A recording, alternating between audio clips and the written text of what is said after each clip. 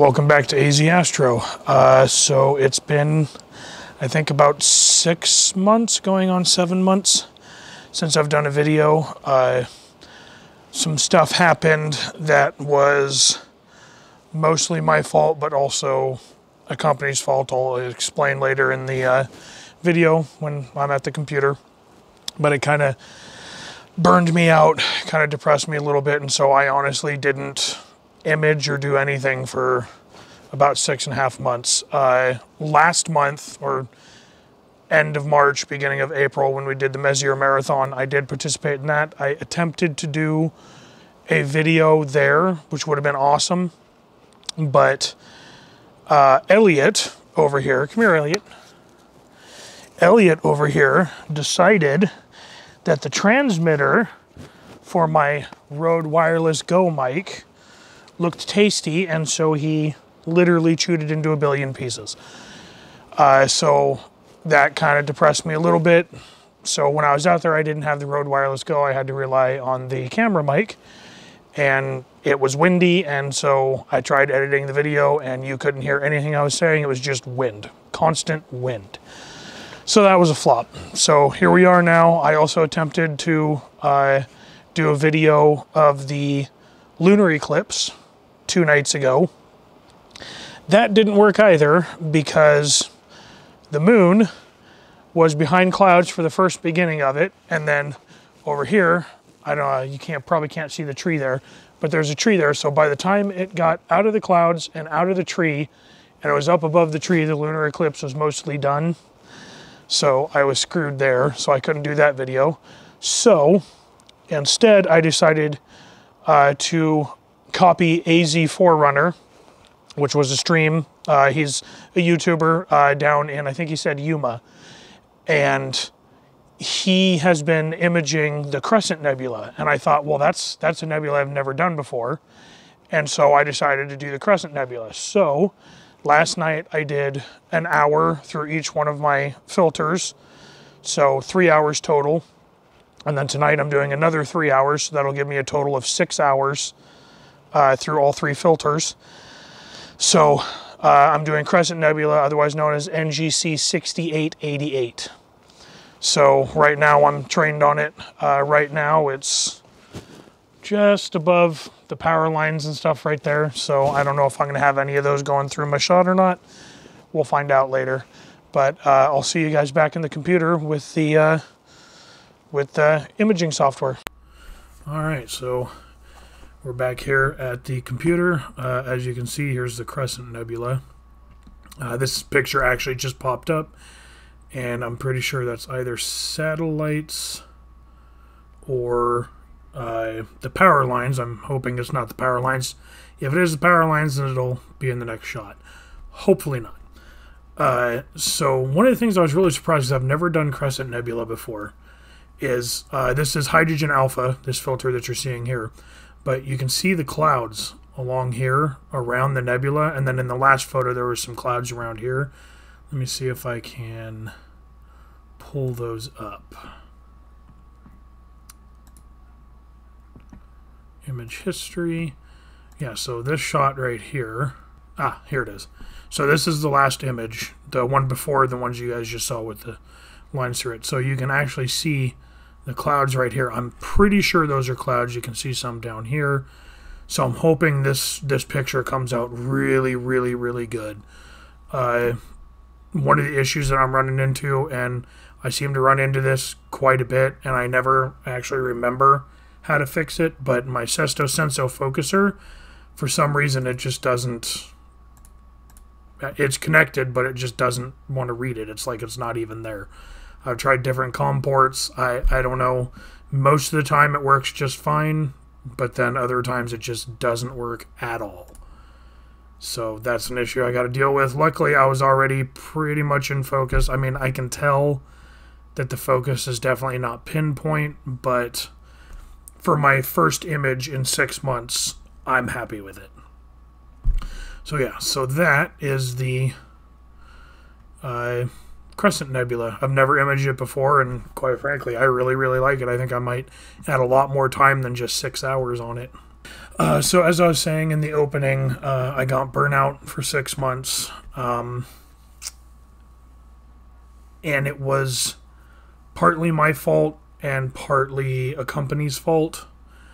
So the whole backstory is, as you guys know, about actually it was probably about a year ago now, I purchased the Chroma narrowband filters. Absolutely love the filters. I had the filters for probably 4 months, and during that time I was able to image several different objects. But one of the issues that I had was when I ordered the Chroma filters, a few days after I ordered them, I got an email from a person who works at Chroma. And basically what she said was, we have most of the filters, but 2 of them we have to manufacture. They're not made yet. So she said, so we can wait until all of them are made and then ship them all at once, or we can ship what we have now, and then when we have the other 2 in stock, we can go ahead and ship them to you and then just charge you an additional shipping fee. Which I was like, okay, cool. So pay for all of it now. I'll get 95% of the filters. Other 2 filters will come later, and I just got to pay, $20 for shipping or whatever. No big deal. So we decided to do that. I get the filters, and I'm missing the blue filter, and I'm missing the oxygen 3 filter. So I'm messing around with the hydrogen alpha filter, and I'm messing around with the other filters I have, the light pollution filter, because I got the 3 narrowband filters, and I got the LRGB set, as well as a light pollution filter. And that all came out to like $3,800 or something like that. Well, finally in October, I get the other 2 missing filters in the mail. And then 2 days after I get those filters, I get an email from Chroma that says, your bill is due $3,800. And I went, no, you guys already took that money. My account from a few months ago shows that you guys took the money out. So I went back to my account and couldn't find the transaction anywhere. So turns out what they did was they sent me the 95, they sent me all the filters except the 2 that were missing. And then when they sent the 2 that were missing, that's when they decided to charge me. And the problem is, and this is where it's partly my fault, is I suck at money management.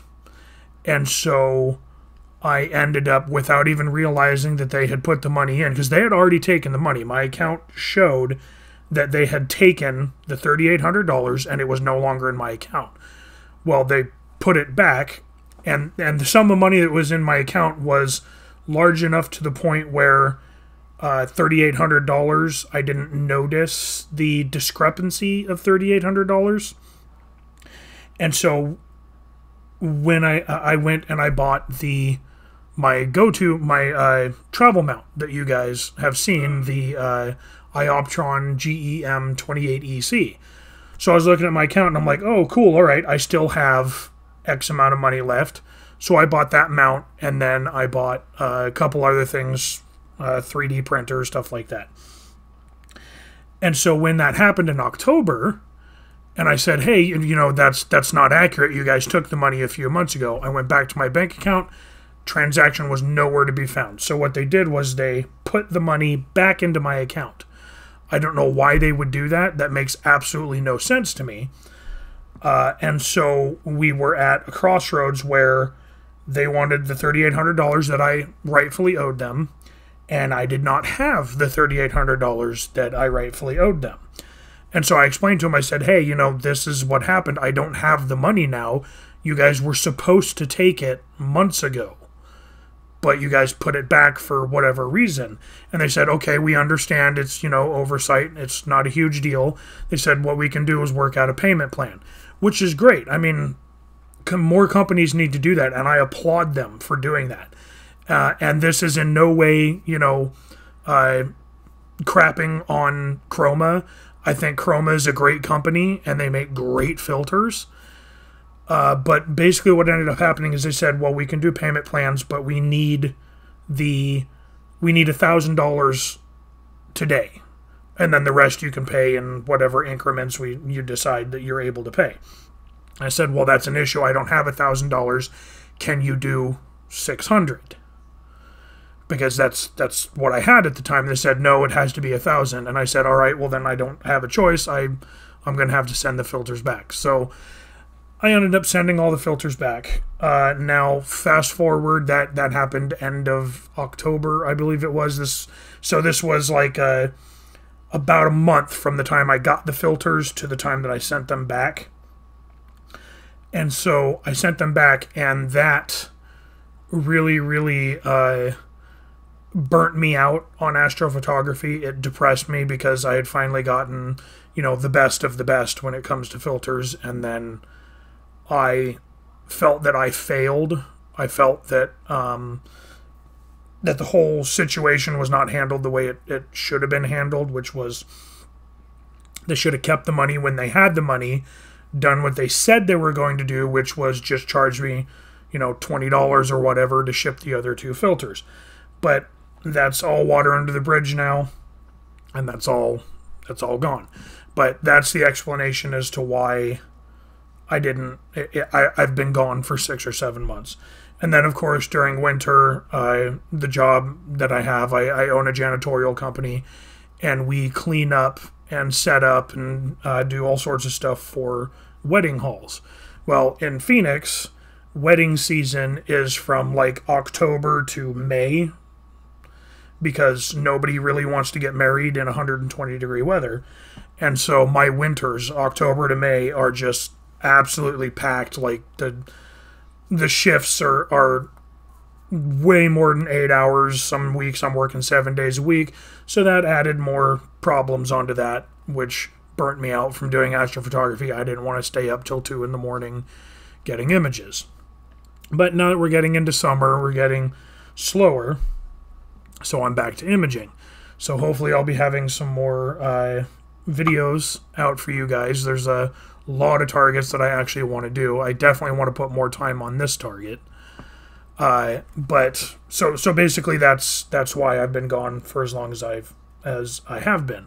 But on the upside, I did learn quite a few things. So one thing that I learned was the Chroma 3nm filters, as awesome as they are too much for me at my skill level. So I consider myself kind of beginner intermediate, I guess you could say. I'm not so much of a beginner that, I'm still on Facebook asking how do I properly focus or stuff like that. I'm not a complete beginner. But I'm also nowhere near like Trevor from Astro Backyard or any of the other YouTubers, or like even AZ Forerunner. He's like, some of his videos blow my mind. Like the images that he gets at the end of his videos are just insane, and I'm just not quite to that level. So I realized that those 3nm chromas at $800 or $575 a pop for 31mm, I think they were, the 1/4. I don't remember what size they are, but they're the smallest size you can get for filters. $575 a pop for each one of those. It was just too much for me to handle. It was like buying a Ferrari. I wouldn't know how to drive a Ferrari. I'd probably crash the thing. That's pretty much what I've accepted. So I ended up getting a new set of narrowband filters because I did not want to go back to my 12nm narrowband filters. They left huge halos. They were ugly. They were I did not like them. The images that I got were not images that I was proud of. And so I found a company called Antlia or Antilla. I'm not quite sure how you pronounce it, but they sell 3nm narrowband filters, and they sell them for, I think it was $250 a filter, I believe it was. So grand total, I got all 3 narrowband filters for $800. So under $1,000 for all 3 narrowband filters. And that's what you're seeing this image through. I absolutely love the filters so far. I can definitely tell they're not as high quality as Chroma, but I would never expect them to be as high quality as Chroma, given they're half the price of Chroma. But honestly, so far as I use them, I would say they are like the next best thing to Chroma. They're absolutely blowing my mind about of how good they are. So I'm going to keep using these filters. I will be doing a review of the filters in the future, probably in a few months when I've gotten several images through them, and so expect that video. So that's basically what's been going on with me. So gone for 7 months. I will be making more videos now. I didn't want to abandon my YouTube channel, especially with everybody who's subscribed to me, over 200 people, which is absolutely amazing to me. I've never thought that 200 people would care what my opinions or what I do are, or my hobby. So thank you very much to everybody who's just been subscribed and actually watches my videos. It's absolutely awesome, and you guys are the reason why I do this. So I'm going to keep imaging. This is the hydrogen alpha filter. It's halfway done. And then the other two filters, so oxygen 3 and sulfur 2, will be up. I'll come back when it gets on oxygen 3 so you guys can see what that looks like through the oxygen 3 filter. Same with the S2 filter, but it also looks like this is going to be done right around 2:30, which means I can probably run it again and get 9 hours total, 3 hours through each filter of imaging done, which would make the image even better. So I will see you guys when the oxygen 3 filter comes in. Alright, so here we are. This is oxygen 3. As you can tell, one of the things that I love about these filters is the fact that they are, I believe it's called parfocal. Yeah, I believe it's parfocal, basically meaning that all 3 filters, you don't need to refocus in between each filter. They're all the exact same focal. They're all exactly the same. So as you can see, the oxygen 3, there's not a whole lot of oxygen 3. You can see the nebula, but you can't see any of the clouds around the edge, which is okay. So yeah, I'm really happy with the oxygen 3. This actually looks really, really good.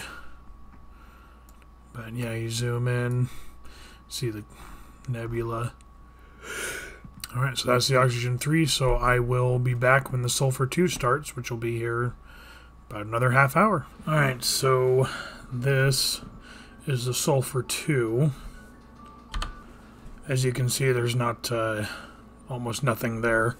So I think I might actually not get any of the sulfur, because I don't see enough. I mean, there's a tiny amount right here. I just don't see enough to warrant getting the sulfur. I'd rather spend more time on oxygen 3 and hydrogen alpha. So I think I'm going to stop the sequence and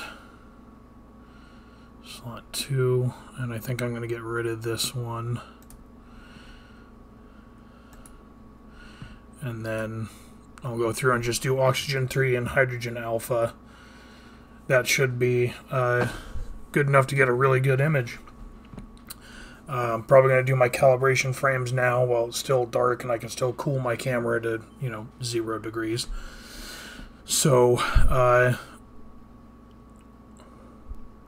it seems to be warming. Okay, well, whatever. I'll worry about that when I get to it. So, yeah, like I said, this is my first video in quite some time. So, if you guys enjoyed the video, please like and subscribe. We'll see what image I get at the end. I'll make sure that it's best that I can get, and I will see you guys in the next video.